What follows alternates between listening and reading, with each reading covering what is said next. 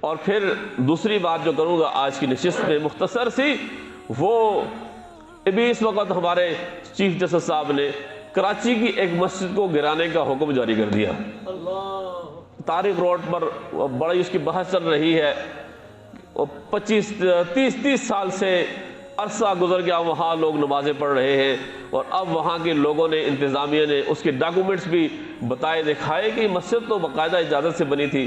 وہ یہ کہتے ہیں کہ یہ مسجد چونکہ پارک کی جگہ تھی اس لیے اس کو گرا کر یہاں دوبارہ پارک بنایا جائے۔ یہاں بہت ساری باتیں ہو سکتی ہیں، وقت نہیں ہے، لیکن بہت افسوس کی بات ہے، کیا پارک زیادہ ضروری ہے یا اللہ کا گھر زیادہ ضروری ہے؟ وہ اللہ کا گھر ضروری ہے، مسلمانوں کا ملک ہے، اور اس پورے علاقے میں سارے لوگ یہ کہہ رہے ہیں کہ اس مسجد کے علاوہ اور قریب کوئی مسجد بھی ہمارے لیے نہیں ہے۔ تو اسلامی ریاست میں مساجد اور مدارس بنانا یہ حکومت وقت کی ذمہ داری ہوتی ہے۔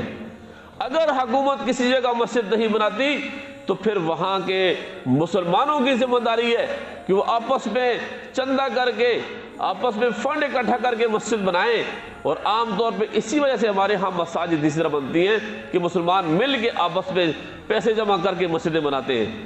تو ریاست نے یہ بتایا جائے کہ آج تک مسجدیں بنائی کتنی ہیں، گرائی تو ماشاءاللہ بہت زیادہ ہیں۔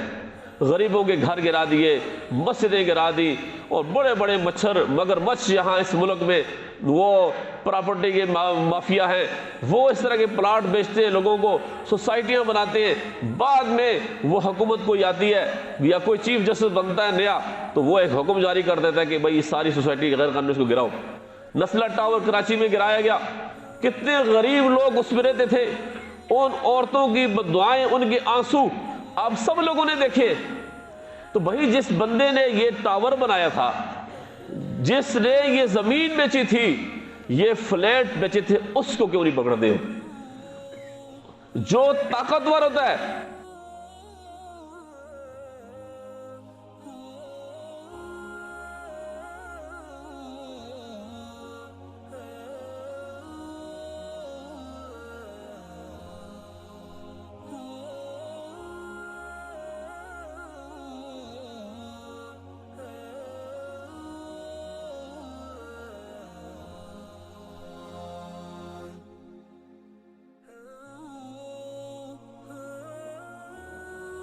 ہمارے ملک میں اس کے لیے کوئی قانون نہیں ہے۔ سارا کا سارا قانون، یہ عدالتیں، یہ جج اگر فیصلے دیتے ہیں تو اسلام کے خلاف دینے میں بہت جلدی ہوتے ہیں۔ ممتاز قادری کی پھانسی کا مسئلہ ہے، فوراً اس کو لٹکا دیا۔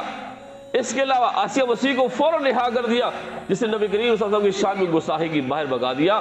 اور اس کے علاوہ کتنے سارے غریب بیچارے جیلوں میں پڑے ہوئے، ان کا کوئی پرسان حال نہیں ہے۔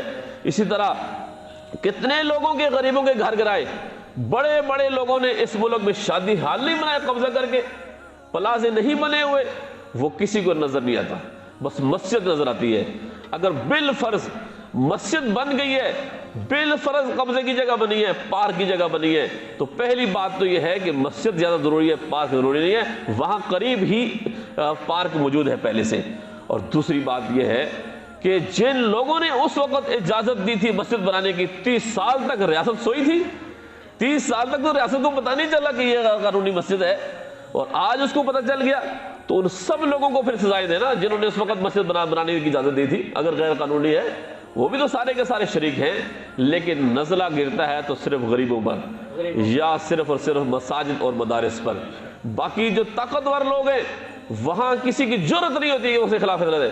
ملک ریاض نے جب کراچی میں وہ جو غیر قانونی طور پہ بحریہ ٹاؤن بنایا اور سرکاری زمین پہ 1800 ارب روپے کی زمین تھی، اسی سپریم کورٹ نے اس سے تھوڑے سے پیسے لے کر 1800 ارب کی زمین تھی، اسی سپریم کورٹ نے، ثاقب نثار چیف جسٹس تھا، 460 ارب روپے لے کر باقی سارے معاف کر دیے اور اس کو قانونی قرار دے دیا۔ ہمارے وزیر اعظم صاحب کا گھر غیر قانونی تھا، اسی سپریم کورٹ نے اس کو قانونی قرار نہیں دیا۔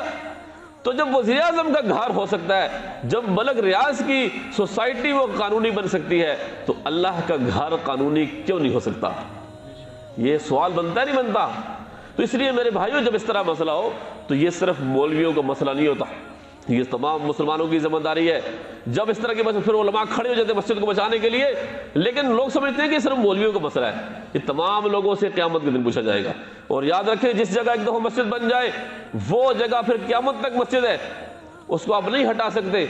میں کل پرسوں ایک ویڈیو دیکھ رہا تھا چائنا کی، وہاں ہائی وے، ان کا بہت بڑا ہائی وے ہے، ہماری طرح سڑکیں تو وہاں ہوتی نہیں ہے، روڈ کے بیچ میں ایک آدمی کا گھر ہے اور سڑک وہاں سے ٹیڑھی ہے، اور وہاں لکھا ہوا تھا کہ اس لیے سڑک ٹیڑھی ہے کہ اس آدمی نے یہ جگہ خالی کرنے سے انکار کر دیا.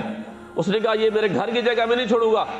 تو ریاست نے اس کو زبردستی مجبور نہیں کیا کہ تم یہاں سے ہٹاؤ، جیسے ہمارے یہاں ہوتا ہے کہ زبردستی آگے وہ سی ڈی اے والے یا پولیس والے یا دیگر محکمے والے آگے اس علاقے کو خالی کراتے ہیں، زبردستی لوگوں سے زمینیں چھینتے ہیں. نہیں، وہ سڑک وہاں سے ٹیڑھی ہے، ہائی وے بنا ہوا ہے لیکن ٹیڑھا ہے، کیونکہ اس آدمی کا حق ہے، اس کی مرضی ہے، وہ نہیں چھوڑتا تو ریاست اس کو مجبور نہیں کر سکتی.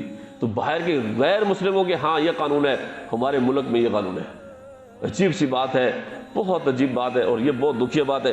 اس لیے حکومت کو بھی اور چیف جسٹس صاحب کو بھی اس طرح یہ جو حکم ہے اس پر نظر ثانی کرنی چاہیے، اس کو واپس لینا چاہیے.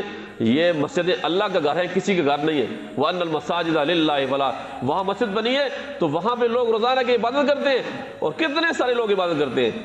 لیکن یہ پتہ نہیں شاید ان کی تشکیل اس کام کے لیے ہوئی ہے کہ جب بھی فیصلہ دینا ہے تو ایسا فیصلہ دینا ہے جو مسلمانوں کے خلاف ہو یا اسلام کے خلاف ہو یا پھر وہ غریبوں کے خلاف ہو. طاقتور لوگوں کو کوئی بھی نہیں پکڑ سکتا. اللہ جل شانہ ہمیں سمجھ کر عمل کرنے کی توفیق نصیب فرمائے. وآخر دعوانا الحمدللہ رب العالمین.